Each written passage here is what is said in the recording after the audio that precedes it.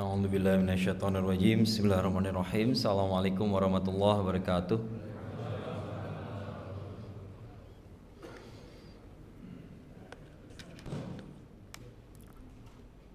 Alhamdulillahirabbil alamin. Innal hamdalillah nahmaduhu wa nasta'inuhu wa nastaghfiruh wa na'udzubillahi min syururi anfusina wa min sayyiati a'malina.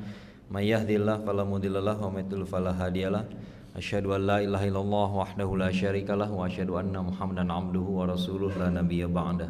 Allahumma shalli wa sallim wa barik ala Muhammad wa ala alihi wa sahbihi wa man tabi'ahum bil ihsan ila yaumiddin. Alhamdulillah, segala puji dan syukur kita aturkan kepada Allah Subhanahu wa taala atas nikmat yang paling utama, nikmat iman dan Islam, nikmat ukhuwah, nikmat kesehatan dan kesempatan untuk kumpul dalam kajian kita pada pagi hari ini di rumah Allah yang penuh berkah ini, di waktu-waktu yang juga penuh berkah ini. Mudah-mudahan Allah nilai kehadiran kita di sini sebagai jihad kita di jalan ilmu. Amin ya rabbal alamin. Bapak, mohon izin saya diminta menyampaikan sedikit pembahasan. Sebenarnya temanya dibebaskan pada saya kemarin, dan saya memutuskan membahas ini ya. Ini adalah pembahasan yang sebenarnya agak filosofis ya. Ingin menjelaskan kenapa ya. Kebetulan kemarin saya punya berkesempatan untuk kuliah S3 ilmu sejarah, dan banyak orang salah paham tentang sejarah ini ya. Jadi kalau saya kuliah, saya ngasih tahu ke orang saya kuliah ilmu sejarah, orang nanya sejarah apa? Ya, karena orang mengiranya sejarah itu hafalan. Ya, jadi dikiranya kita sejarah apa? Sejarah Indonesia, sejarah Islam gitu ya. Padahal sejarah itu sebuah metode. Ya, ilmu sejarah itu metode. Ya, jadi kalau kita mau mempelajari sejarah Eropa, sejarah Indonesia, sejarah pergerakan, sejarah ekonomi, ya metodenya sama, ya tinggal diterapkan saja ya ke dalam subjek yang mau kita teliti ya. Jadi banyak orang mengira sejarah itu dihafalkan saja ya, dan setelah saya berkecimpung dalam dunia ilmu sejarah ya, baru saya paham ternyata kenapa kajian-kajian sejarah banyak dilakukan ya, terutama juga di masjid-masjid, di majelis-majelis kita gitu ya. Tapi nggak banyak manfaat yang kita dapatkan ya, atau belum maksimal lah gitu ya. Kan banyak orang bertanya-tanya, kita udah bahas tentang kejayaan peradaban Islam tapi belum balik-balik kejayaannya ya. Kan orang pengennya belajar tentang kejayaan peradaban Islam itu supaya kembali lagi gitu kan. Nyatanya dibahas berkali-kali tapi nggak balik-balik gitu ya. Apa masalahnya ya? Nah, oleh karena itu saya merumuskan ini sebenarnya bukan sesuatu yang kalau tadi saya judulnya adalah 7 penyebab ya, 7 penyebab kenapa kita gagal paham sejarah ya. Bukan terbatas hanya pada 7 saja, tapi yang 7 ini yang paling sering saya jumpai sekarang ya. Nah, ini yang tadi saya sebutkan ya, Al-Qur'an itu penuh dengan kisah sejarah ya, kisah-kisah Sirah Nabawiyah, kajian-kajian Sirah Nabawiyah digelar di mana-mana. Kejayaan Daulah Utsmaniyah diperbincangkan. Sisa-sisa kejayaan Andalusia ya tidak henti membuat orang terpukau, dan sejarah Islam tanah air terus digali. Semua ingin mengembalikan kejayaan Islam dengan mengambil pelajaran dari sejarah. Tapi kenapa kejayaan itu nggak kunjung datang lagi ya? Ini yang ingin kita bahas gitu ya. Sebenarnya kenapa sih ya banyak sekali kajian-kajian sejarah tapi kayaknya kita belum dapat gitu ya. Kayaknya kita belum dapat, ada sesuatu yang belum kita dapatkan. Kita langsung masuk dalam bahasan aja ya. Ini masalah yang pertama ini yang paling banyak sekali dijumpai, dan ini juga disebutkan oleh Syekh Majid Ihsan Al-Kilani dalam buku beliau Hakaza Zoharojil Salahuddin. Jadi sedikit cerita dulu. Syekh Majid Ihsan Al-Kilani ini nulis buku judulnya Hakaza Zoharojil Salahuddin. Beginilah munculnya generasi Salahuddin ya. Jadi beliau cerita tentang bagaimana munculnya generasi Salahuddin, bukan Salahuddinnya ya. Beliau bahkan tidak membahas tentang Salahuddin lahir di mana segala macam, itu nggak dibahas, atau bagaimana perangnya, bahkan itu perangnya pun nggak dibahas. Tapi beliau menceritakan bagaimana munculnya generasi Salahuddin. Kenapa generasi Salahuddin? Karena beliau berkeyakinan satu Salahuddin nggak bisa membebaskan Al-Quds. Nah, ini poin pertama yang paling penting ya. Kesalahan umat Islam adalah kita terlalu fokus pada tokoh utama ya. Ini fenomena yang banyak orang nggak ngeh ya, bahwa kebanyakan buku-buku biografi yang nulis bukan sejarawan, yang nulis biasanya adalah para sastrawan atau wartawan biasanya, jurnalis. Ya, kayak misalnya biografinya Pak Nathir yang nulis Pak Aib Rosidi, sastrawan kan, ya. Kenapa bukan sejarawan? Karena kalau sejarawan yang nulis itu tebelnya bakal bukan main, ya. Kenapa? Karena nggak mungkin kita bahas satu orang saja, seolah-olah sejarah itu berubah karena satu orang, nggak ada. Kenyataannya nggak begitu, ya. Orang sejarawan nggak suka logika kayak begitu, ya. Maka yang benar kalau kita lihat Sirah Nabawiyah misalnya, Sirah Nabawiyah kan sirah itu artinya biografi, ya. Jadi biografi Rasulullah SAW, biografi Nabi. Tapi isinya apakah hanya beliau saja? Enggak, ya. Banyak sekali kita bahas sahabat-sahabat Nabi. Dan Sirah Nabawiyah, kajian Sirah Nabawiyah itu nggak lengkap kalau kita nggak bahas sirah sahabat, ya. Jadi para sahabat itu sangat sangat penting sekali peranannya bagi dakwah, ya. Memang dalam peristiwa-peristiwa bisa kita bilang ada tokoh utamanya, ya. Tapi tokoh-tokoh yang lain sangat berpengaruh juga, ya. Nah, ini efeknya apa sih? Emang kalau kayak begini salahnya di apa? Efeknya seperti apa? Efeknya adalah kita berpikir selalu mencari tokoh utama. Dan ini nyata sekali di Indonesia gitu ya.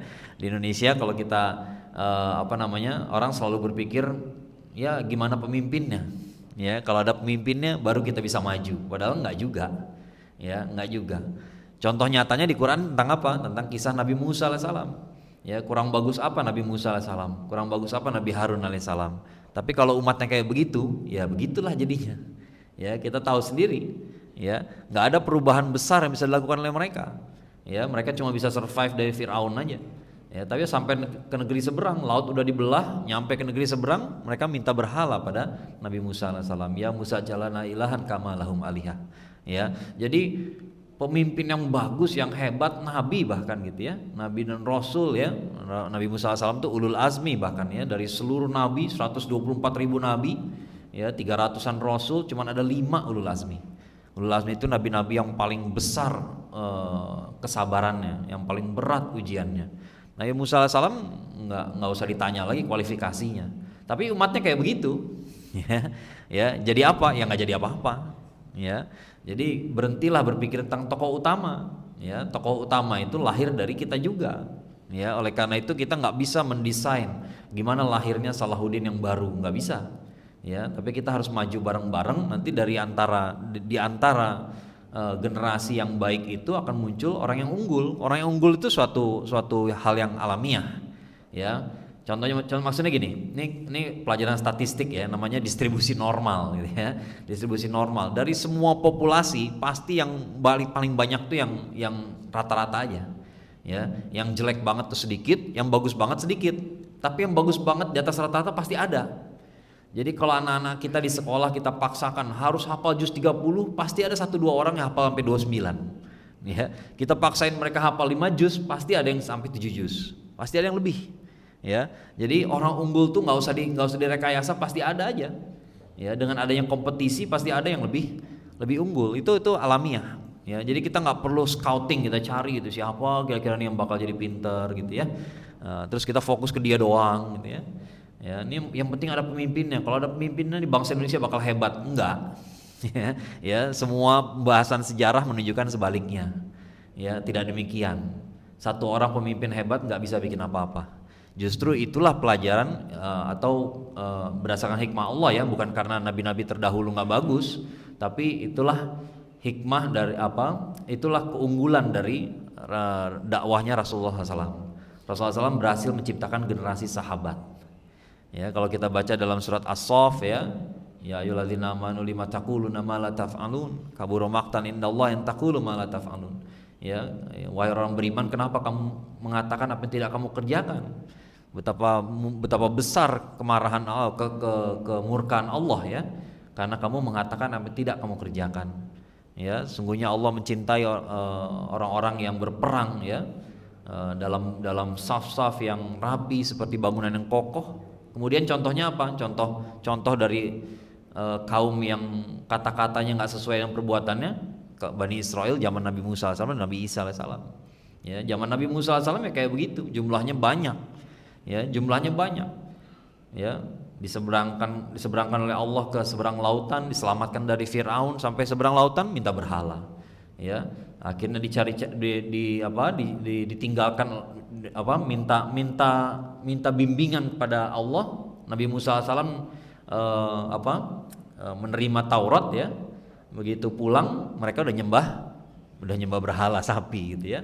Kemudian disuruh masuk ke tanah yang dijanjikan, mereka bahkan mengatakan fadzhab anta wa rabbuka faqatila, ya pergilah kamu dengan Tuhan kamu dan berperanglah sana. Ya, dengan umat yang kayak gitu mau diapain coba? Ya, mau jadi apa? Mau jadi bangsa yang besar? Enggak. Ya, enggak, sama sekali enggak. Ya. Nah, kemudian umatnya Nabi Isa alaihissalam kurang apa mujizatnya? Ya, orang buta dari lahir bisa melihat kembali, yang kulitnya kelainan dari lahir bisa sembuh, orang mati bisa hidup sebentar. Ya, bayangin gitu ya, tanah liat dibentuk seperti burung, ditiup jadi burung beneran. Begitu dahsyatnya mujizat Nabi SAW sampai mereka minta makan, diturunkan hidangan dari langit. Ya, Al-Maidah gitu ya. Bayangin hidangan turun dari langit. Ya, dari semua yang menikmati hidangan itu, ketika Nabi SAW minta pertolongan, berapa yang ngejawab? Cuman Hawariyun doang. 12 orang. Ya, jadi yang mencolok dari dakwah Rasulullah SAW adalah beliau berhasil mencetak generasi sahabat. Dan sahabat itu bukan sahabat yang figuran di film gitu ya, cuma lewat ya, mondar-mandir, kalau disuruh kerja, kalau enggak bengong, enggak kayak gitu. Para sahabat Rasulullah enggak kayak begitu. Ya, Rasulullah SAW wafat dalam keadaan Masjidil Aqsa belum dikuasai oleh kaum muslimin. Begitu Rasulullah SAW wafat, para sahabat enggak ada yang bertanya-tanya. Nextnya ngapain ya? Ya, mau ke Yaman dulu, mau ke Persia dulu, mau kemana? Enggak, semua tahu Syam. Ya, semua tahu. Ya, kenapa ya? Karena Rasulullah SAW udah sering cerita tentang keistimewaan Syam. Beliau nggak punya wasiat nanti kalau saya meninggal Syam dulu ya, nggak ada kalimat kayak begitu. Ya, artinya apa? Para sahabat ini para sahabat yang benar-benar intelektual, mereka bisa berinisiatif ya. Dan kita lihat sebelum perang Badar Rasulullah SAW bermusyawarah dulu, para sahabat terlibat dalam musyawarah. Ya, bukan bengong-bengong aja gitu ya. Ya, yuk perang iya gitu. Enggak gitu gitu ya. Mereka bahkan ngasih nasihat ya Rasulullah, ini wahyu atau strategi? Kalau strategi saya punya masukan. Ya, itu kan para sahabat seperti itu. Ya, mereka punya inisiatif, nggak bingung gitu ya. Ya. Dan kita bisa menjadi muslim sekarang nih ya karena generasi sahabat. Kalau nggak ada generasi sahabat, Islam nggak selamat gitu ya. Para nabi dan rasul dulu kan gitu ya. Para pengikutnya ada nggak orang beriman? Ada, tapi nggak berhasil melestarikan ajaran agamanya. Ya, Nabi Sulaiman alaihissalam sehebat itu Nabi Sulaiman alaihissalam. Ya, pasukannya manusia, jin, binatang, kendaraannya angin. Wah, kurang apa gitu ya. Paling menakutkan Nabi Sulaiman alaihissalam. Di zaman Nabi Sulaiman alaihissalam ada kitab-kitab sihir, diambil oleh beliau, dikubur di bawah singgasananya. Ya, seperkasa itu Nabi Sulaiman alaihissalam, begitu beliau wafat digali lagi kitab sihirnya. Ya, kayak gitu tuh umatnya gitu ya. Nah, kalau para sahabat kan nggak begitu, para sahabat Rasulullah SAW. Ya, nah, jadi justru pelajaran penting yang kita sering lupakan gitu ya, bahwa memang ada tokoh-tokoh utama betul, ada tokoh-tokoh yang lebih menonjol itu betul, tokoh-tokoh yang lebih penting ya, yang satu orang nilainya bisa sama dengan 1000. Rasulullah SAW juga bilang begitu kan. Ada manusia yang satu orang yang nilainya bisa lebih dari 1000 orang, betul ya. Tapi bukan berarti yang lainnya nggak perlu ya. Nah, ini kalau kita membaca sejarah ya, kita kadang-kadang lupa ya, kita lupa membangun yang lain gitu ya, membangun jamaah gitu ya, membangun umat gitu ya. Jangan menunggu pemimpin. Ya, justru Bani Israel kayak begitu kan Pak. Justru Bani Israel dulu kayak begitu, mereka meminta-minta ya, tunjuklah buat kami raja ya, minta dibimbing oleh Rasul gitu ya. Nah, justru Rasulullah SAW membuktikan ya, sekarang kita udah 14 abad nggak ketemu nabi ya. Orang Bani Israel itu nabinya nggak satu ya, nabinya nggak satu. Di zaman Nabi Musa SAW aja nabi minimal 3 yang kita tahu. Nabi Musa SAW, Nabi Harun SAW, sama Yusha bin Nun ya. Itu kan yang dikisah di surat Al-Kahfi ya, ketika Nabi Musa SAW ketemu Nabi Khidir ya, itu ada Yusha bin Nun ya. Jadi bersama mereka tuh minimal ada 3 ya. Nabi Zakaria alaihissalam, Nabi Yahya alaihissalam, Nabi Isa alaihissalam itu hidup sezaman ya. Tapi mereka nggak taat gitu ya. Nah, sementara kita alhamdulillah nabinya udah nggak ada 14 abad, tapi masih lestari ajaran agamanya ya. Kenapa? Karena menciptakan generasi ya. Nah, jadi masalah umat kita sekarang ini nggak akan selesai dengan 1-2 orang. Dan perjuangan ya sebaliknya, kalau kita punya perjuangan juga nggak bakal mati gara-gara 1-2 orang syahid misalnya Ya, makanya kemarin ketika Ismail Haniah terbunuh, Yahya Sinwar terbunuh gitu ya, kelihatan yang mentalitasnya ngikut gitu ya. Ketika tokohnya syahid, kayak kolaps gitu. Wah, udah gak ada harapan nih perjuangan di Gaza gitu ya. Tapi kalau orang pejuang sejati dia nggak kayak begitu. Ya, kita lihat di perang Uhud siapa yang syahid? Yang syahid di perang Uhud nggak tanggung-tanggung. Orang yang paling perkasa Hamzah. Kemudian gurunya Madinah Mus'ab. Ya kolaps nggak Madinah? Enggak. Ya, bahkan begitu dahsyatnya apa ya? Kalau kita bicara perang Uhud, saya biasa bahas Sirah Nabawiyah juga gitu ya. Kalau kita bicara perang Uhud, hikmahnya perang Uhud apa sih? Rata-rata orang ceritanya perang Uhud itu ceritanya sedih gitu ya. Padahal sehari sesudahnya itu ada peristiwa besar, namanya peristiwa Hamraul Asad. Jadi Rasulullah SAW tuh ketika perang Uhud, setelah perang Uhud ya, menyaksikan jenazah para sahabat ya, para sahabat kan dicincang-cincang jenazahnya sama kaum musyrikin ya. Ya, Rasulullah SAW meneteskan air mata melihat jenazah Hamzah yang dadanya bolong, jantungnya keluar gitu ya. Melihat jenazahnya Mus'ab yang tangannya putus dua-duanya, kemudian nggak ada kain buat menutupi seluruh tubuhnya ya. Rasulullah SAW meneteskan air mata di situ. Tapi besok paginya tiba-tiba Rasulullah SAW keluar rumah udah pakai baju besi. Lalu beliau bilang, siapa yang kemarin ikut saya di perang Uhud, hari ini kita kejar pasukan yang lagi pulang ke Mekah. Jadi pasukan Abu Sufyan itu kan pasti belum sampai Mekah tuh ya.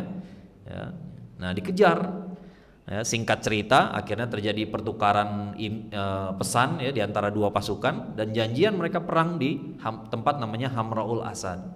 Ya, nah tapi begitu ditungguin sama Rasulullah SAW, ternyata Abu Sufyan nggak datang, dia malah pulang. Ya, jadi pelajaran dari situ adalah ternyata kaum muslimin nggak kolaps tuh setelah perang Uhud. Ya, tokoh-tokoh banyak yang syahid di perang Uhud. Ya, dan syahidnya itu mengerikan gitu, lihat jenazahnya gitu. Ya, tapi dan mereka sedih gitu ya. Kalau dibilang nggak sedih ya nggak mungkin lah. Ya, tapi nggak kolaps tuh. Ya, nggak panik mereka kehilangan Hamzah gitu ya. Padahal Hamzah tuh faktor penentu banget di Mekah kan. Ya, dulu waktu di Mekah kan hari Senin Hamzah masuk Islam, Kamis Umar masuk Islam. Sejak masuk Islamnya dua orang ini penyiksaan berkurang. Ya, karena orang mulai berhati-hati sama kaum muslimin gara-gara ada dua tokoh tadi. Ya, ternyata wafatnya Hamzah tidak membuat Madinah kolaps. Ya, yang mengislamkan Madinah kebanyakan Mus'ab bin Umair, beliau syahid juga di situ, nggak kolaps juga. Ya, nah, ini pelajaran buat kita ini ya. Jadi kita jangan terlalu nyari tokoh, jangan terlalu terfokus pada tokoh utama saja, tapi kita harus mempertimbangkan yang lain-lain juga. Nah, itu cara kita mempelajari sejarah. Nah, dan itu tercermin juga pada cara kita berpikir. Ya, jadi kita nggak selalu hanya ngeliatin tokoh utama saja, kita mempersiapkan yang lain juga, karena yang lain juga penting. Ya. Namanya jenderal hebat tapi kalau di lapangan nggak ada sersannya, nggak ada kopralnya, nggak jadi perang. Ya, nggak bisa perang jenderal doang. Ya, sama kayak tadi Salahuddin doang gitu ya bisa ngerebut Baitul Maqdis, nggak bisa. Ini penyakit juga yang sering terjadi. Kita hanya mau bahas yang indah-indah saja. Ya, saya sering diminta ngisi kajian, Ustadz bahas kejayaan Daulah Utsmaniyah dong. Kejayaan keruntuhannya mau nggak? Enggak. Ya, padahal pelajaran lebih banyak dari yang pahit-pahit Pak daripada yang manis-manis. Ya, lebih banyak orang sukses karena belajar dari kegagalan daripada dari keberhasilan. Ya, banyak keberhasilan bikin kita terlena. Ya, banyak kegagalan malah bikin kita berhasil. Ya, nah susahnya kita mau yang bahas yang indah-indah doang. Ya, kita nggak mau yang pahit-pahit. Padahal dari yang pahit-pahit itu pelajarannya banyak sekali. Ya, nah, sekarang kita gara-gara kita nggak mau bahas yang pahit-pahit, akhirnya kita nggak dapat pengetahuan yang benar. Ya, sebagai contoh misalnya apa pelajaran dari perang salib, dari bagaimana Salahuddin atau generasi Salahuddin bisa merebut kembali Baitul Maqdis. Baitul Maqdis itu dikuasai oleh pasukan salib tahun 1099 Masehi. Kemudian baru direbut kembali oleh pasukannya Salahuddin baru 89 tahun kemudian, Pak. Jadi hampir 90 tahun. Ya, ngapain aja 90 tahun? Emang nggak ada kekhalifahan Islam yang kuat. Daulah Abbasiyah sangat kuat, sangat luas, kuat, militernya kuat, ekonominya kuat, nggak ada kurang-kurangnya. Ya, tentara pasukan salib itu jauh lebih primitif dibanding kaum muslimin, ya. Tapi kenapa mereka bisa bertahan 90 tahun? Ya, bukan karena mereka hebat, tapi karena kitanya yang payah. Ya, khalifah ada nggak? Ada di Baghdad. 5 kali khalifah berganti, nggak ada satupun yang ngirim pasukan. Ya, artinya apa? Artinya walaupun ada khilafah, tapi kalau nggak beres ya nggak beres aja. Ya, itu kenyataannya. Ya, kadang-kadang kita simplistis berpikir ini kalau ada khalifah beres masalah. Enggak, itu kenyataan. Ya, 5 kali khalifah. Salahuddin bukan orang khalifah. Salahuddin meneruskan Nuruddin Zenki. Nuruddin Zenki adalah penguasa Suriah. Penguasa Suriah yang bertindak sendirian karena khalifah di Baghdad nggak bertindak apa-apa. Ya, bahkan kapoknya itu bukan dari Nuruddin Zenki, dari bapaknya Imaduddin Zenki. Imaduddin Zenki itu adalah pemimpin Suriah yang memutuskan bahwa khalifah di Baghdad nggak ada gunanya, ya, karena kenyataannya berkuasa bukan khalifah di Baghdad, dia cuma boneka doang. Yang berkuasa adalah Bani Saljuk, orang Turki. Pada masa itu begitulah, ya, politiknya gitu ya. Jadi emang begitu ceritanya, ya. Kalau saja khalifah bilang udah serang aja, ya, kalau seluruh kekuatan Daulah Abbasiyah dikerahkan ke Baitul Maqdis, kelar masalah. Pasti kelar, nggak butuh 89 tahun. Ya, masalahnya nggak ada perintah seperti itu. Ya. Nah, kan mirip-mirip kayak sekarang juga. Ya, sekarang walaupun kita nggak ada keilafahan gitu ya, tapi di sekitar Palestina tuh negara Islam semua. Ya, dari Yaman aja nembakin rudal masih ada yang masuk ke Tel Aviv. Sekarang bayangin kalau semua negara Arab nembakin rudal, kira-kira besok Tel Aviv masih ada nggak? Masalahnya nggak ada yang nyuruh dan nggak ada kemauan. Itu kenyataannya. Ya, jadi cara kita membaca sejarah berpengaruh pada cara kita menganalisis masalah sekarang. Itu masalahnya gitu loh. Ya, itu kenapa sejarah itu penting. Kita salah ngebaca sejarah, akhirnya kita nggak bisa juga membaca masa kini.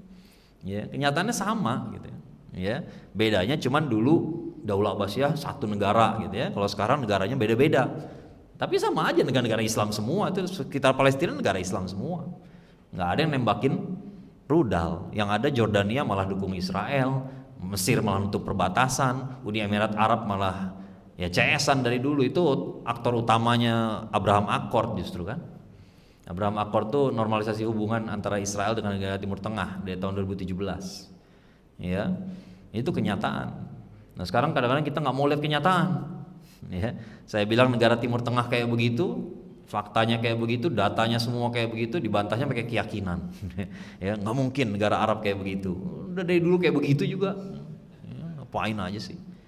Ya, Donald Trump datang dapat duit banyak. Ya, Donald Trump datang duitnya muncul apa? Kemarin ada kalimat yang pahit banget ya.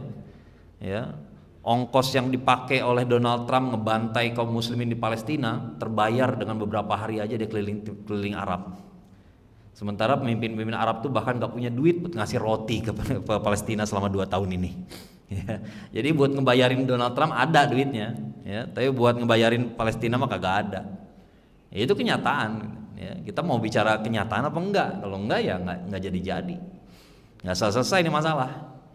Ya, bahwa kaum muslimin ada yang enggak ngebelain Palestina dulu pun ada, bukan sekarang aja gitu. Ya, sekarang kita galau lihat kenyataan karena kita nggak tahu dari dulu kayak begitu juga.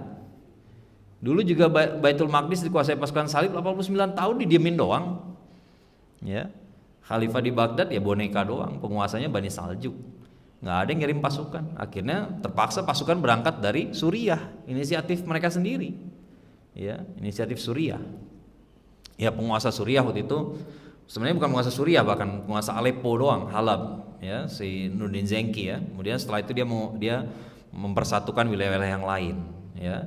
Akhirnya dia ngepung Baitul Maqdis, tapi qadarullah beliau wafat duluan, ya, diselesaikan oleh Salahuddin, ya. Nah, sejarah itu ilmu tentang manusia, karena itu tabiatnya mengikuti fitrah manusia. Manusia tuh hatinya terbolak-balik, jadi cerita tuh pasti naik turun gitu ya. Nggak ada cerita tuh indah mulu gitu ya. Enggak. Sejarah peradaban Islam juga begitu, bagus, jatuh, naik, jatuh, naik, jatuh. Justru menariknya peradaban Islam adalah dia udah jatuh masih bisa naik lagi, ya, berulang kali itu, ya, dan itu sudah berulang kali. Ya, Daulah Umayyah, Bani Umayyah dibantai di Damaskus. Satu orang lolos kemana? Ke Andalusia. Akhirnya muncul Daulah Umayyah kedua di Andalusia. Andalusia itu Spanyol. Ya, Islam di Spanyol, di Portugal itu 800 tahun, nggak main-main. Dan pencapaiannya luar biasa. ya. Nah, jadi naik turun kayak begitu. Daulah Abbasiyah jelek, tiba-tiba ada Salahuddin selamat lagi naik ke atas, jadi bagus lagi. Daulah Utsmaniyah ya diselamatkan, ada Sulaiman Al-Qanuninya, ada Muhammad Al-Fatihnya dulu gitu ya. Ya. Ya, justru itu uniknya gitu ya, udah naik, udah jatuh bisa naik lagi, jatuh bisa naik lagi. Peradaban yang lain rata-rata kalau gitu jatuh ya udah nggak bangkit-bangkit lagi. Ya Mesir kuno begitu jatuh ya kolaps. Mesirnya masih ada kok ya, peradaban yang sekarang di Mesir itu peradaban Islam, bukan peradaban Mesir kuno. Mesir kuno itu yang bikin piramid gitu ya, nyembah matahari gitu ya, itu udah lenyap. Ya, peradaban Romawi udah lenyap. Sekarang ada yang peradaban Eropa lain. Ya, peradaban agamanya lain. Ya, peradaban Yunani kuno udah hilang. Ya, keturunannya masih ada. Ya, tapi peradabannya udah ganti. Ya. Nah hari-hari itu datang silih berganti. Ini kan ayat yang turun setelah perang Uhud gitu ya, surat Ali Imran 140 ya, wa tilkal ayyamun nudawiluha bainan nas. Hari-hari itu Allah pergilirkan di antara manusia ya. Menang kalah itu dipergilirkan. Jadi nggak ada statement dalam Al-Quran yang mencela pasukan Uhud gitu ya. Cuman kenyataannya memang hari-hari itu Allah pergilirkan ya. Kenapa? Waliya'lamallahu alladzina amanu wa yattakhadha minkum syuhada ya, supaya Allah perlihatkan siapa yang beriman dan supaya sebagian di antara mereka mati syahid. Ya, ini yang sering saya katakan waktu Ismail Hania sama Yahya Sinwar syahid gitu ya, orang bertanya-tanya ini kenapa orang hebat kok pada mati duluan Ustaz. Saya bilang mereka udah lama berdoa mati syahid gitu ya. Emang nggak boleh Allah kabulkan? Nggak boleh Allah kabulkan. Yahya Sinwar tuh rambutnya udah putih dan 60 tahunan umurnya ya, dan dia dari lahir dari pengungsian, dia nggak pernah ngerasain hidup jadi orang merdeka loh ya, dan dia udah berdoa dari dulu minta mati syahid. Emang nggak boleh Allah kabulkan? Ya boleh lah ya, dan bukan berarti perjuangan kolaps gara-gara beliau nggak ada kan. Dari dulu juga pemimpin udah banyak yang syahid ya. Syekh Ahmad Yasin udah syahid dari kapan ya. Ya bukan berarti kita nggak kehilangan ya, tapi itulah kenyataan, itulah pergiliran gitu ya. Nah karena menghindari kisah-kisah yang tidak menyenangkan dalam sejarah Islam, akhirnya kita kehilangan banyak pelajaran. Padahal pelajaran dari keterpurukan biasanya lebih membekas. Ya pelajaran-pelajaran yang nggak enak itu juga perlu dibaca gitu ya. Ya, kenyataan-kenyataan itu perlu kita baca supaya kita bisa lihat sekarang. Ya ada yang nanya ke saya ketika lagi lagi bahas politik gitu ya, Ustaz coba bahas bagaimana ketika Masyumi lagi berjaya gitu ya, lagi Masyumi kan dulu besar gitu ya. Saya bilang mau bahas perpecahan juga enggak ya, karena itu juga harus dibahas karena itu pelajaran ya. Kalau nggak kita pelajarin itu terulang lagi ya. Kan kita bermimpi kan punya kekuatan politik umat Islam yang kuat lagi kayak Masyumi ya, tapi kalau antum nggak pernah mempelajari kenapa dia akhirnya punya masalah, ya masalah itu bisa terulang lagi ya. Kalau kita menghindar dari situ nggak bisa gitu ya. Nah ini ya, ini kurang baik gitu ya kalau kita menghindari kenyataan gitu ya, karena kita pengen nyaman gitu ya, nyaman dengan kisah-kisah yang indah gitu ya. Padahal Sirah Nabawiyah juga banyak yang nggak indahnya kan ya. Setelah perang Uhud ada pembantaian Bi'r Maunah, 70 orang penghafal Quran dibantai, nggak kolaps kaum muslimin ya. Itu hebatnya gitu ya, itu dahsyatnya kaderisasinya Rasulullah SAW ya. Masalah ketiga adalah melihat keluar tidak ke dalam. Jadi kalau kaum muslimin kalah, kita analisis musuhnya ya, padahal kadang-kadang persoalan terbesar itu internal ya. Kayak sekarang gitu ya, masalah Israel gitu ya, apakah Israelnya hebat banget apa gimana sih?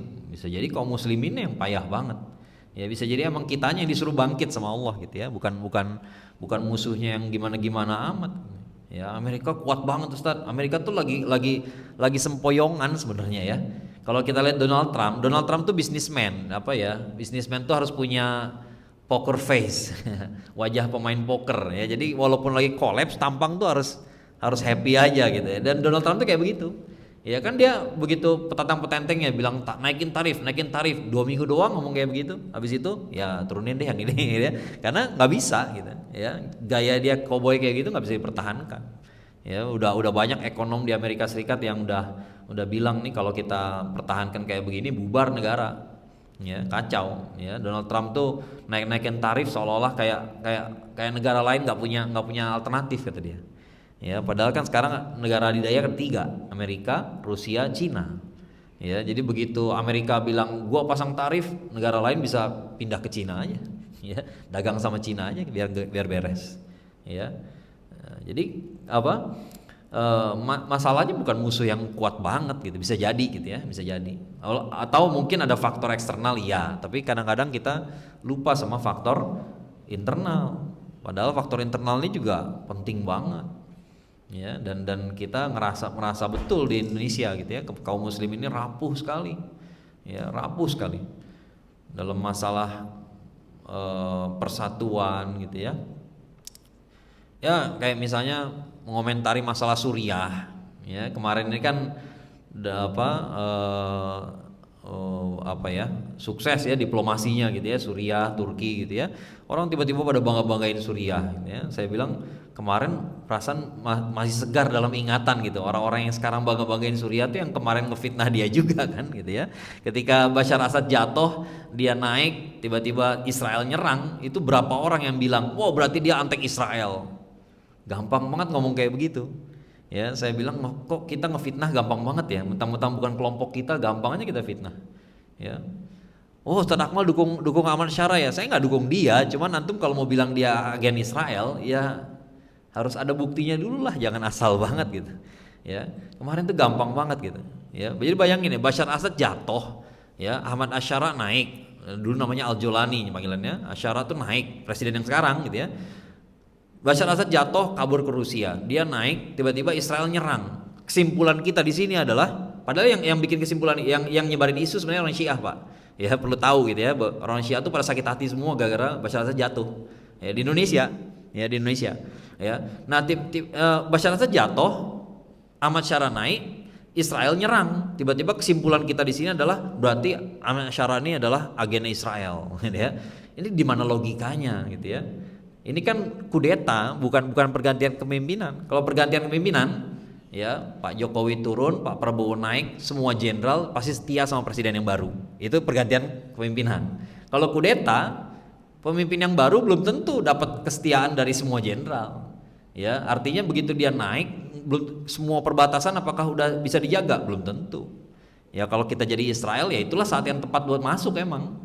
Ya, saat ketika ada terjadi kekosongan, ada terjadi ketidakstabilan gitu ya. Ya, tapi di Indonesia kok gampang betul ngefitnah orang gitu ya. Enak betul ngomong, ini berarti antek Israel nih. Padahal yang lempar narasi saya lihat akun-akunnya akun Syiah semua. Ya, udah tahu saya gitu ya. Udah tahu. Ya, yang enggak, tapi walaupun nggak tahu ya minimal jangan gampang banget lah gitu ya. Jangan kegampangan banget gitu. Ya. Hamas dapat senjata dari Iran berarti Syiah. Saya tanya, negara lu dulu dapat pesawat pertama dari Singapura. Ada yang bilang kita beragama kayak orang Singapura? Nggak ada. Ya, dulu kan orang-orang di Sumatera pada ngumpulin duit buat beli senjata sama pesawat. Belinya di Singapura. Dari Singapura terbang dulu ke Thailand ngambil senjata, balik ke Singapura ditembak, ya. Tapi zaman dulu orang beli senjata nggak ada yang nanya-nanya soal akidah, ya. Tiba-tiba sekarang beli senjata sama Iran berarti Syiah, gampang banget nuduh kayak begitu. Kalau kayak gitu kan berarti masalah internal kita gawat gitu, ya, gawat betul, ya.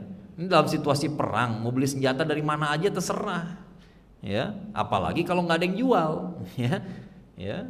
Yang Ahlussunnah yang nggak pada jual mau diapain? Ya gimana dong? Ya, negara-negara Arab nggak ada yang mau jual. Yang ada semua negara Arab kecuali Qatar, Iran, Yaman menyatakan Hamas sebagai teroris. Ya gimana dong? Ya kalau Anda jadi Hamas Anda mau ngapain? Ya aneh-aneh gitu ya. Ya gampang betul kita nuduh orang gitu. Ya saya bilang saya nggak kenal sama sekali Presiden Suriah yang sekarang gitu ya. Tapi ya kalau mau nuduh ya kalem-kalem dikit lah gitu ya. Ya belum apa-apa baru Bashar Assad jatuh udah. Ya, itu kebawa narasi orang Syiah. Orang Syiah tuh pengen bernarasi bahwa musuh Israel tuh Bashar Assad. Jadi salah kita ngejatuhin dia. Dia maunya begitu. Ya, padahal kan udah lihat sendiri penjaranya Bashar Assad kayak apa. Ya, biadabnya minta ampun gitu ya. Ada orang dipres, tau nggak? Dipres precetin gitu, pret gitu ya, sampai patah ya, gitu. Kayak kayak abad pertengahan aja, kayak Eropa abad pertengahan nyiksa orang. Ya, kayak inkuisisi zaman dulu tuh, gila. Ya kayak gitulah Bashar Assad. Kalau saya bilang, kalau saya di podcast Ari Untung saya jawab, apapun yang Anda bilang soal mimpin Suriah yang sekarang, tapi Bashar Assad emang harus jatuh, saya bilang gitu. Marah orang Syiah. Ya, langsung pada nyerang. Wah, ya, berarti Anda Zionis. Ini Zionis. Jadi mereka pengen mengesankan bahwa Bashar Assad itu musuh Zionis yang sebenarnya. Jadi kalau kita nggak suka Bashar Assad berarti kita Zionis gitu ya. Saya bilang saya udah terlalu sering bahas Palestina, Anda nggak bakal berhasil fitnah saya sebagai Zionis, saya bilang gitu ya. Ya, track record saya ngebela Palestina udah kebanyakan, saya bilang gitu. Udah cuekin aja udah. Ya, nggak bakal bisa. Yang keempat masih ada 4, 5, 6, 7 nih ya. Tapi yang terakhir yang nggak terlalu dominan ya. Yang pertama-tama yang paling penting.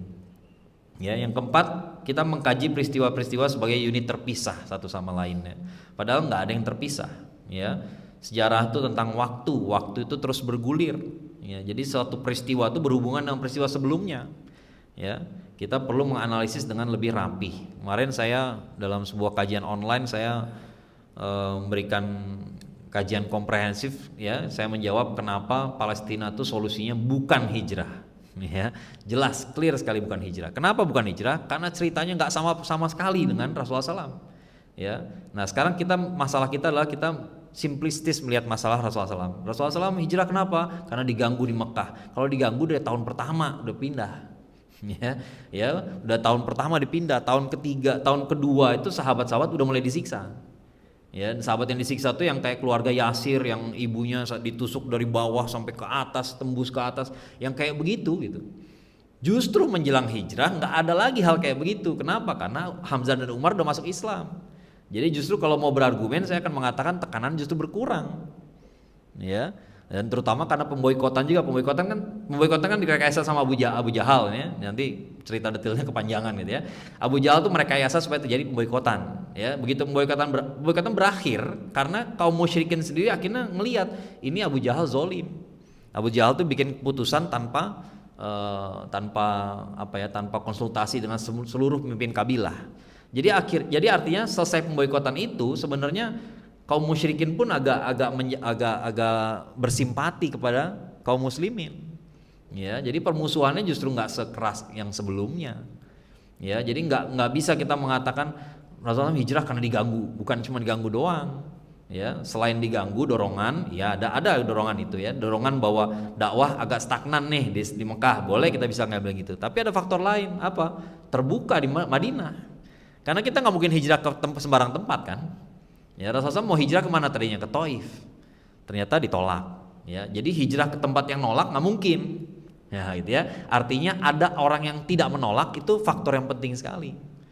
Ya, siapa yang nggak menolak? Ternyata orang-orang Madinah, orang-orang Yathrib. Itu pun prosesnya 2 tahun. 6 orang Bani Khazraj masuk, tahun depan 12 orang, 10 Bani Khazraj sama 2. Ya, habis itu baru Baitul Aqabah pertama, habis itu Baitul Aqabah kedua. Baitul Aqabah kedua baru mulai hijrah. Ya, jadi keberadaan orang Ansor itu adalah faktor penting. Bahkan saya bisa bilang itu faktor utama yang menyebabkan terjadi hijrah. Kalau nggak ada Ansornya, nggak ada hijrahnya. Ya, dan Ansor tuh siapa? Ansor itu adalah orang yang siap menolong. Sekarang kita nyuruh Palestina hijrah, tapi kita nggak mau jadi Ansor. Brengsek nggak tuh? Ya, hijrah aja. Lu Ansornya mau nggak? Ya, gue sediain tanah buat pengungsi. Muhajirin bukan pengungsi ya. Muhajirin tuh dijamu oleh Ansor. Datang kaum Muhajirin, kalian bersaudara sama kaum Ansor, kata Rasulullah SAW gitu ya. Kata Ansor apa? Saya punya rumah 2, ambil 1. Saya punya kebun 2, ambil 1. Bukan disediain tenda.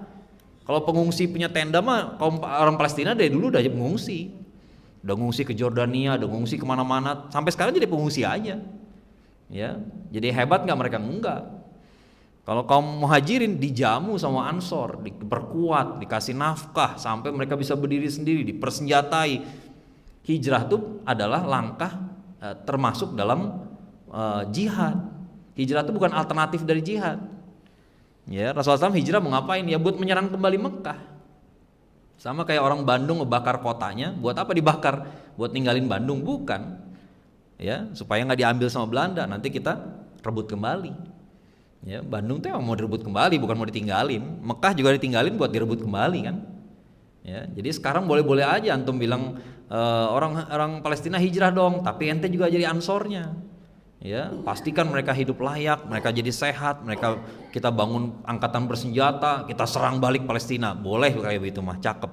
Ya, tapi kalau cuma nyuruh jadi pengungsi, ya beda, nggak sama. Ya, nggak sama, nggak sesederhana itu gitu ya. Peristiwanya tuh banyak, peristiwa tuh nggak satu, faktor tuh banyak. Ya, nggak cuma diganggu, Nabi diganggu maka hijrah. Kalau diganggu mah dari tahun pertama udah hijrah. Ya, dari tahun pertama udah diapa-apain Rasulullah SAW. Ya, tadinya kan Rasulullah SAW, dua putri Rasulullah SAW, Ruqayyah dan Ummu Kulthum, dinikahkan dengan dua putri Abu Lahab. Begitu Rasulullah SAW jadi nabi, disuruh ceraiin dua putrinya.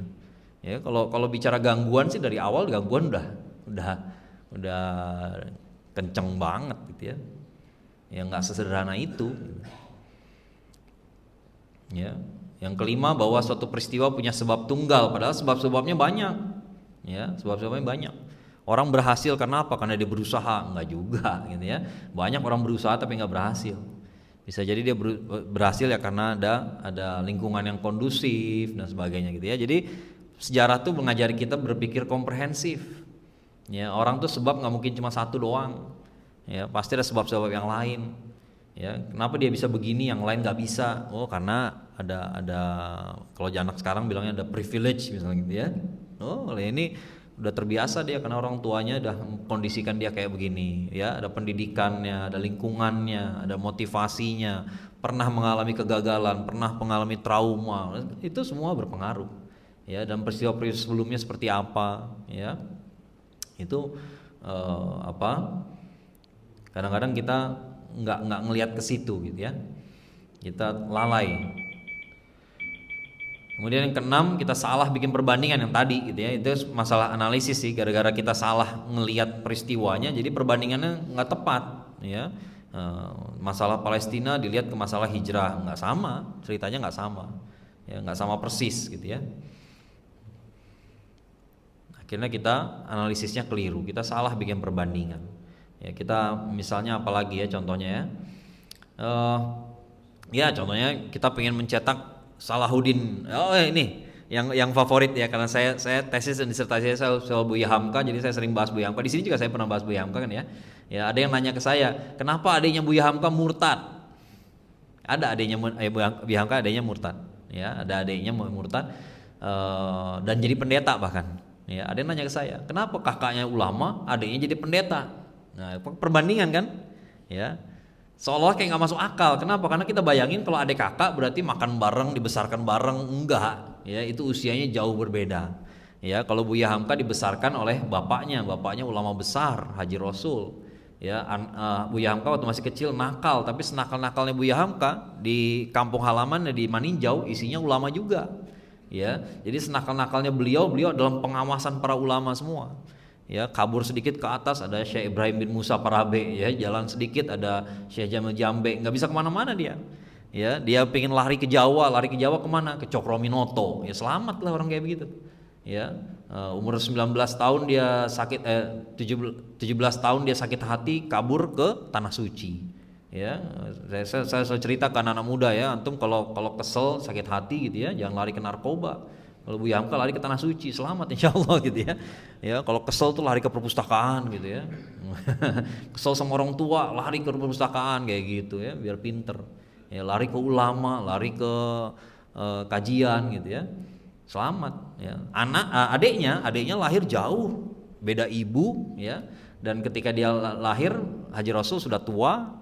Ya, kemudian beliau dibuang ke Sukabumi, kemudian pindah ke Jakarta. Ketika Haji Rasul wafat, Haji Rasul bapaknya Buya Hamka, adiknya ini baru 16 tahun. Ya, kalau Buya Hamka 17 tahun udah pergi ke Tanah Suci.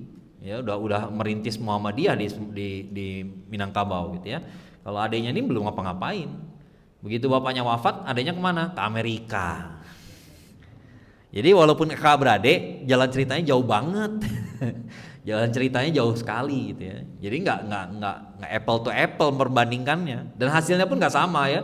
Oh dia jadi pendeta, tapi adiknya jadi pendeta, adiknya di agama Kristen itu nggak sama dengan Hamka di agama Islam gitu ya. Kalau Hamka di Islam itu dia ulama besar, bisa bikin kitab tafsir. Kalau yang ini jadi pendeta ya karena dia orang Minang doang. Iya, orang Kristen seneng ada orang Minang jadi masuk Kristen. Ya udah jadiin pendeta, cakep nih. Pinter kagak. Saya punya bukunya. Dia nulis bukunya tipis segini satu biji. Saya baca, apa ini nggak apa ya?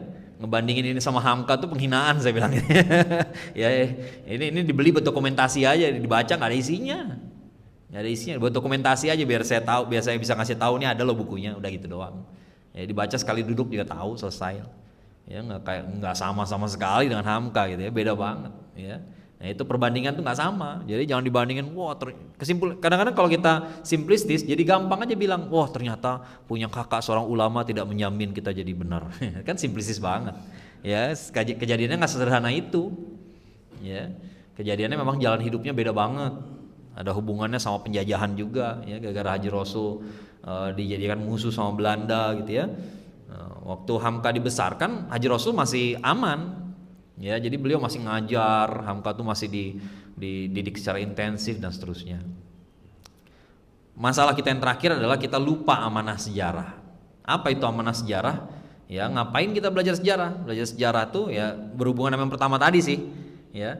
Kenapa kita belajar tentang orang-orang besar? Bukan buat mencari orang besar, tapi supaya kita pun berusaha jadi orang besar gitu ya.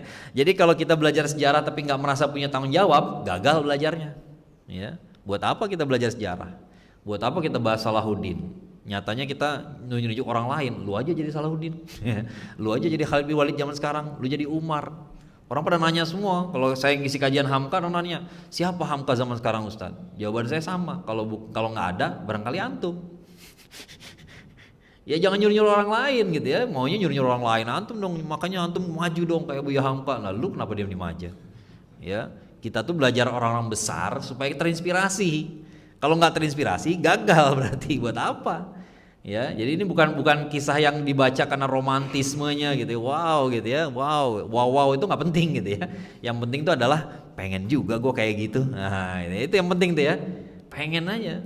Ya, apakah langsung jadi kayak gitu ya nggak mungkin lah, ada prosesnya. Tapi minimal kita pengen dulu gitu, pengen nih jadi kayak Salahuddin, pengen jadi kayak Rasulullah SAW pastinya gitu ya. Ya, dari semua sejarah yang fardu ain dipelajari Sirah Nabawiyah. Ya, kalau Imam Bonjol, Teguh Umar itu belakangan aja lah gitu ya. Yang paling penting Sirah Nabawiyah dulu. Ya, karena di situ ada nabi kita, ada teladan uswatun hasanah kita. Ya, dan ada para sahabat Rasulullah SAW. Ya, kalau kita nggak terinspirasi gagal.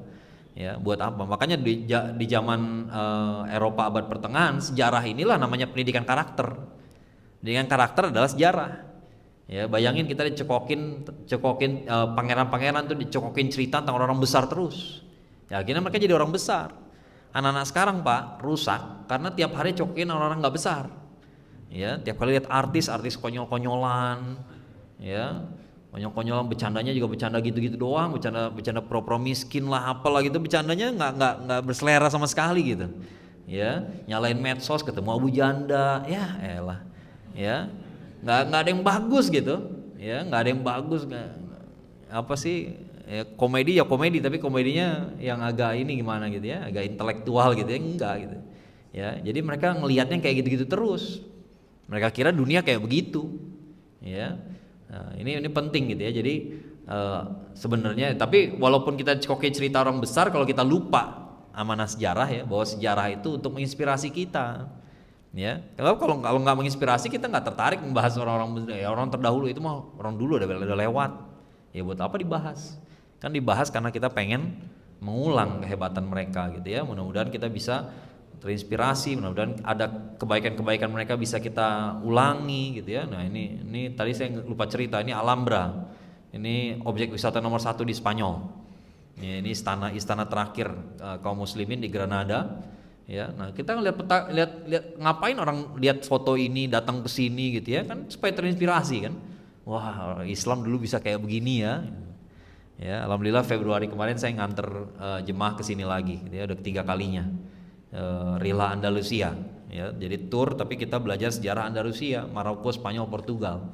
Ya, buat apa capek-capek kayak begitu? Ya supaya terinspirasi dong. Ya, supaya pulangnya bawa cita-cita, oh, Islam harus bisa kayak begini lagi. Nah, gitu ya. Kalau enggak ya buat apa? Ya, dinikmati doang ceritanya kayak film gitu ya. Film dinikmati ceritanya, habis itu ya mau jadi kayak gitu nggak? Enggak. Ya, tapi ini kan orang-orang real. Ini orang-orang real, peristiwa-peristiwa real. Kalau dia bisa melakukan, berarti ada di antara kita yang barangkali bisa melakukan. Kalau kita nggak bisa persis sama, minimal ada beberapa sifatnya yang bisa kita sama-samain barangkali, bisa kita kejar gitu ya. Orang kan beda-beda ya. Ya, kelebihannya beda-beda, betul. Kita nggak bisa persis sama, oke lah. Ya, tapi kan terinspirasi. Ya, lihat sahabat yang rajin ngapalin Quran, lihat sahabat yang rajin sholat, lihat sahabat yang itu gunanya buat apa? Ya, ya bukan buat muja-muji dia, wow doang gitu ya, wow gitu ya. Ya, bukan, tapi buat supaya kita terinspirasi. Ya, nah inilah 7. Saya bilang bukan hanya 7, tapi yang 7 inilah yang sering saya jumpai gitu ya. Ini yang bikin kita nih kurang maksimal dapat apa bahasan apa dapat manfaat dari pembahasan sejarah. Ya, mudah-mudahan bermanfaat. Fadl, kalau ada yang mau ditanyakan sebentar barangkali.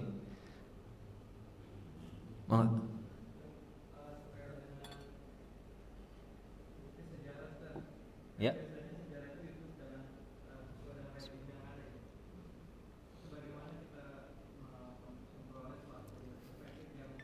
Ya. Banyak, itu pertanyaan favorit juga ya. Katanya sejarah ditulis oleh pemenang. Bukan sejarah ditulis oleh pemenang, tapi kurikulum ditulis oleh pemenang. Ya, jadi sejarah yang ada di sekolah itu milik pemenang, betul. Itu nggak bisa dipapain. Contoh, PRRI selalu dimasukkan dalam kategori pemberontak. Ya, tapi guru besar ilmu sejarah di UI malah bikin buku yang menyatakan PRRI dan Permesta bukan pemberontakan, tapi aksi protes. Ini guru besar ilmu sejarah, jadi bukan sejarawan kaleng-kaleng, ya, bukan sejarawan S1 gitu ya, enggak, S2, S3 profesor ini, ya, Pak Lerisa, udah wafat gitu ya. Artinya apa? Artinya di kalangan sejarawan perdebatan tuh masih kenceng, perlawanan tuh kenceng, ya, perlawanan kenceng. Tapi kurikulum ya milik penguasa. Penguasa maunya PRRI merontakan, ya, itu maunya begitu ya. Dari dulu sayangnya dari dulu begitu, dari orde baru sampai sekarang masih kayak gitu aja. Tapi di kalangan sejarawan atau contoh misalnya Majapahit menyatukan Nusantara itu narasi kurikulum, narasi sejarawan nggak ada yang bilang kayak begitu, nggak ada buktinya Majapahit menyatukan Nusantara tuh nggak ada. Ya, bahkan ada sejarawan yang bikin cerita, bikin kajian kenapa sih ada bahasan kayak gitu. Siapa sih yang pertama ngomong kayak gitu? Yang pertama ngomong kayak gitu adalah kayaknya Pak Muhammad Yamin. Pak Muhammad Yamin ini aneh, orang Minang tapi sangat peduli sama sejarah Jawa.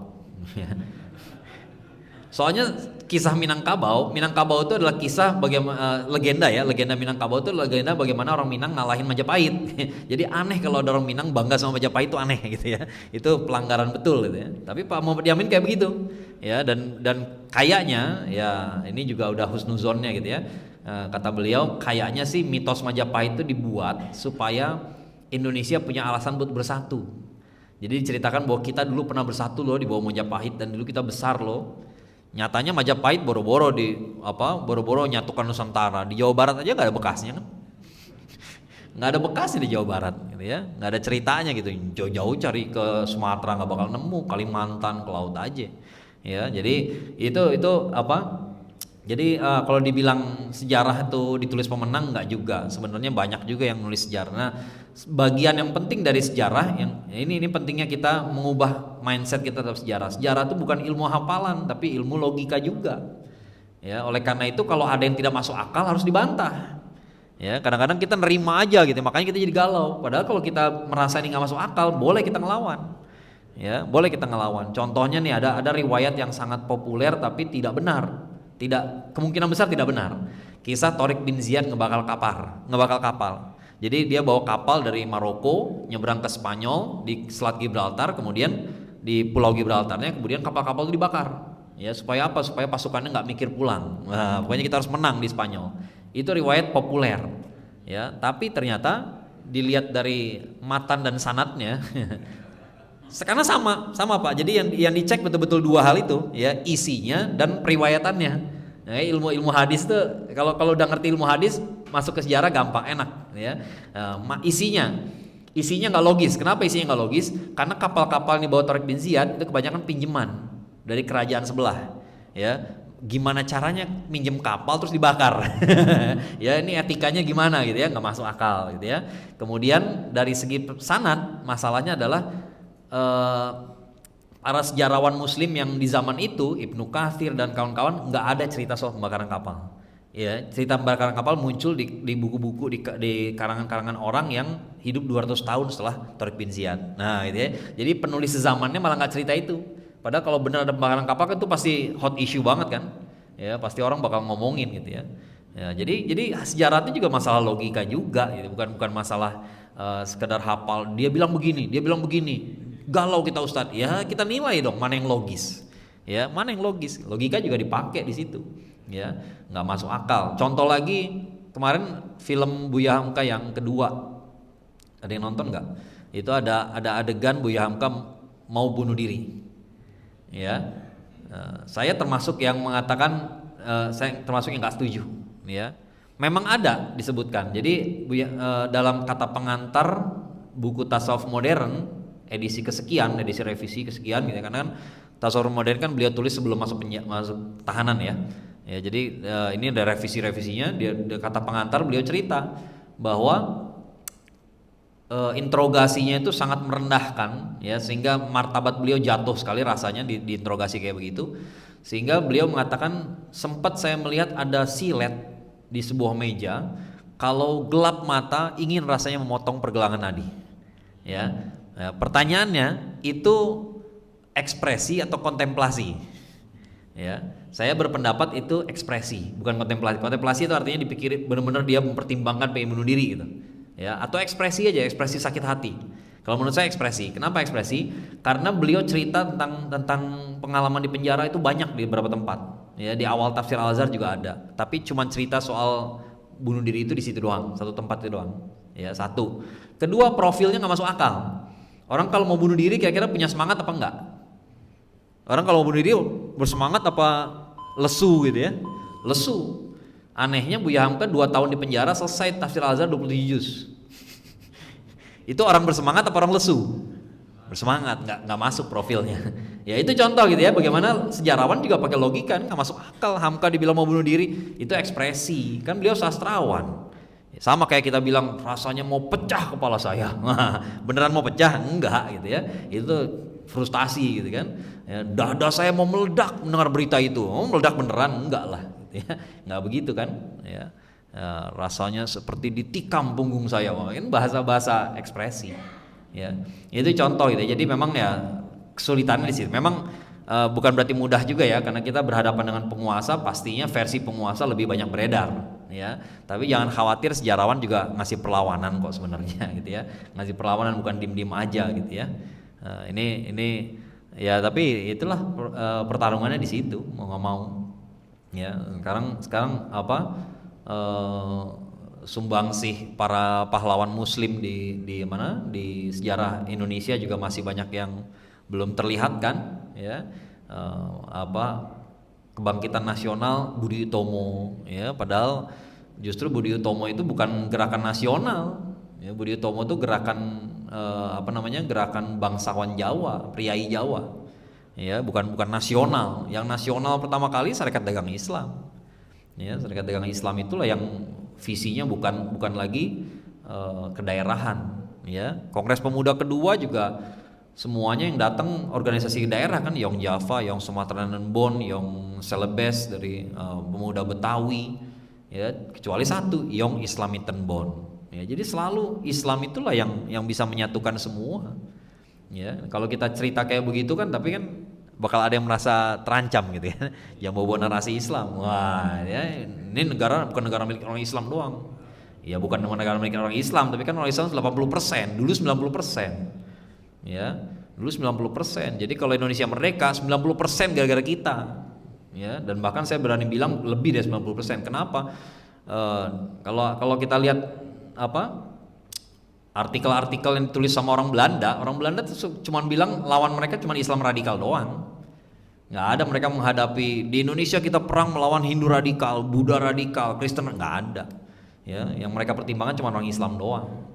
Kenapa? Emang di lapangannya kita aja yang berjuang, kita aja yang berjuangnya keras gitu ya. Ya tiba-tiba begitu kesini jangan bawa agama. Ya itu kan narasi yang dibutuhkan oleh penguasa sekuler gitu kan. Ya supaya mereka bisa lestari. Kalau enggak kan bubar ideologi mereka. Ya disitulah pertarungannya. Ya. Nah kalau kita udah tahu pertarungan ya jangan kita mundur. Ya justru kita harus bertarung terus. Gitu ya. Harus memberikan narasi tandingan. Ya. Itulah rumitnya. Tapi bukan tanpa harapan insya Allah ya. Sekali lagi yang mereka kuasai cuma kurikulum kok, sejarawannya enggak. Ada lagi? Kalau nggak ada mungkin kita cukupkan insya Allah. Kita sambung lagi pada kesempatan berikutnya. Kita udah bisa sholat ini ya. Mudah-mudahan bermanfaat. Apa yang salah pasti dari saya, yang benar dari Allah. Mudah-mudahan kita bisa sambung lagi dalam keadaan lebih baik. Bila taufiq hidayah. Assalamualaikum warahmatullahi wabarakatuh.